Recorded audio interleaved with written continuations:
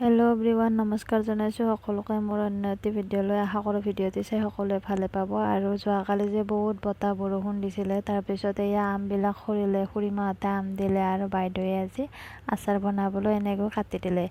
তাৰপিছত এয়া মই মাংস বনাবলৈ আহিলোঁ আৰু মাংস বনাবলৈ আহি মই এইখিনি ধুনীয়াকৈ মছলা পাতি যোগাৰ কৰিলোঁ। মছলা পাতি বেলেগ একো নাই, আদা আৰু নহৰু আৰু শুকান জলকীয়া দিছোঁ। আৰু এনেকৈ মই মাংসখিনি বহাই দি অকণমান কেঁচা পিঁয়াজ দিছোঁ। আৰু আপোনালোকে বাৰু অকণমান কেঁচা পিঁয়াজ দিয়েনে দিবচোন। আৰু সকলোৰে মাংস বনোৱা পদ্ধতিবিলাক বেলেগ বেলেগ, আৰু ময়ো এনেকৈ বনালোঁ। আৰু এইফালে মই ধুনীয়াকৈ মাংসখিনি ভাজি আছোঁ। তাৰপিছত এতিয়া মই আলু দিলোঁ আৰু মাংসৰ কালাৰটো দেখিছেনে কিমান ধুনীয়া হৈছে। মই কিন্তু ইয়াতে একোৱেই দিয়া নাই মছলা।